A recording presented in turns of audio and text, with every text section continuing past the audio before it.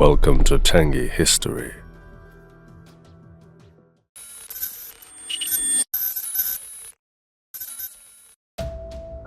Women have always been resilient and strong, regardless of what the situation is. And in the same way, the Vietnamese women had shown the same resilience and strength during the Vietnamese War.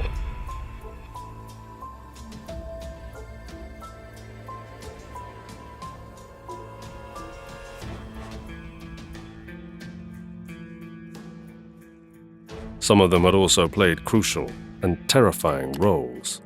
At the same time, women were not allowed to fight in the military, but many worked directly in the conflict as nurses and administrators. Yet there's so much information about the role of women in the Vietnam War, and that's what we're going to tell you in this video today. So without wasting time, let's get into the terrifying role of women during the Vietnam War. Smells like victory.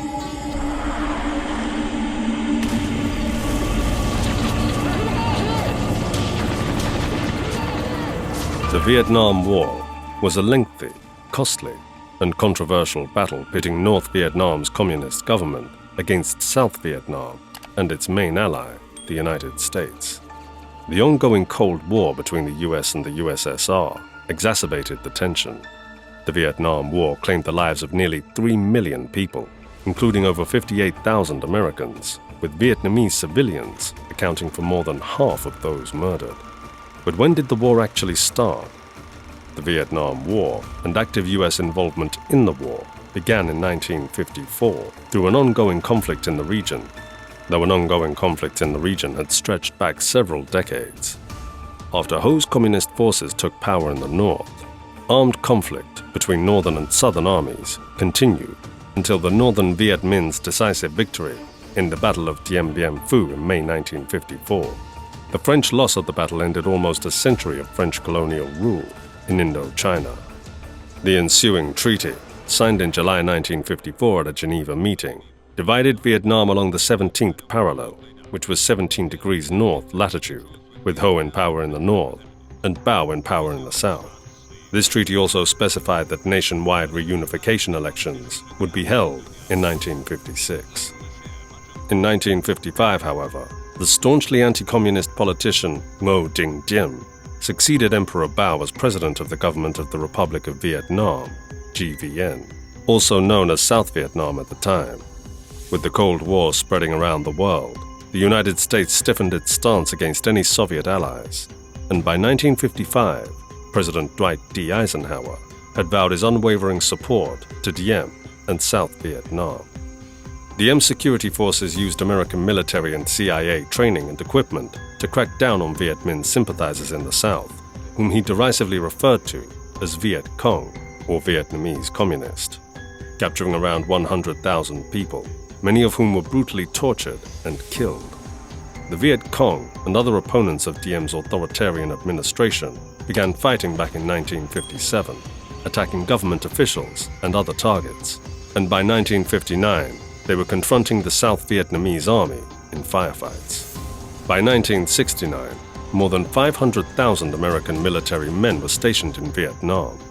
Meanwhile, the Soviet Union and China rushed weapons, supplies, and advisors into the north, providing support, political direction, and regular combat troops for the southern battle.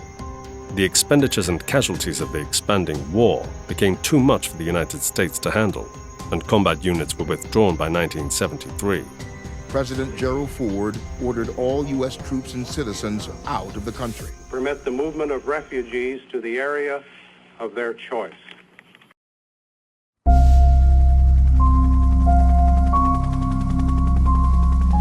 In 1975, the North launched a full-scale invasion of South Vietnam.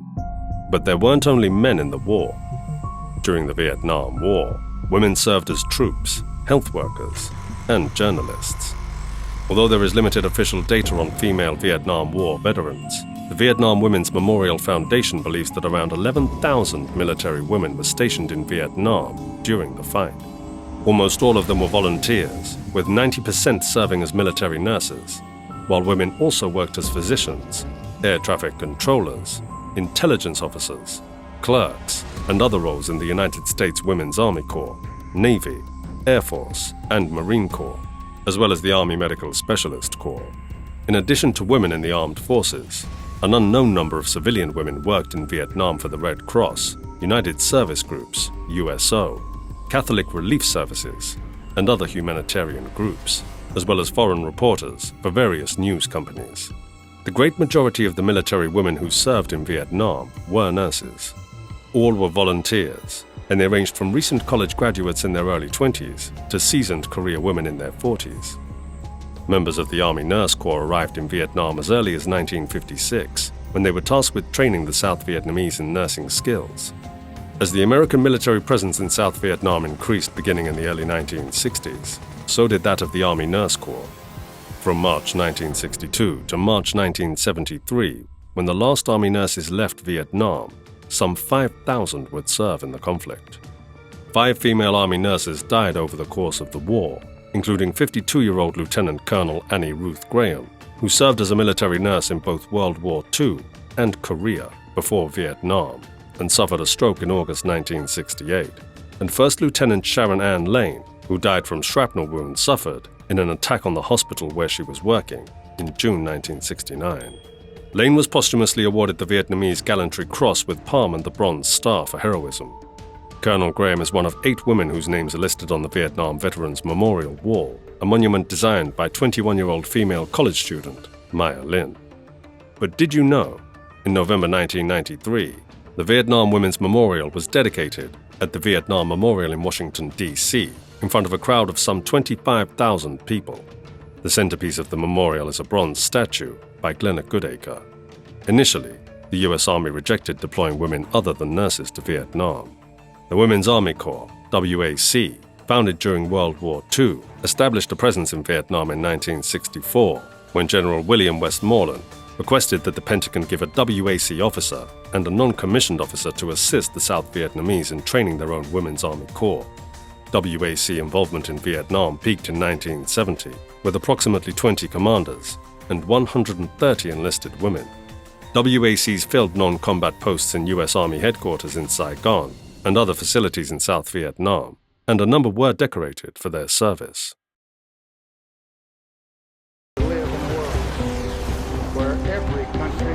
Members of the U.S. Navy Nurse Corps also played a crucial role in the combat, which began in 1963. 5 Navy nurses were awarded the Purple Heart after being injured in a Viet Cong bombing of an officer's billet in downtown Saigon on Christmas Eve 1964. They were the first female members of the United States Armed Forces to win the honor during the Vietnam War.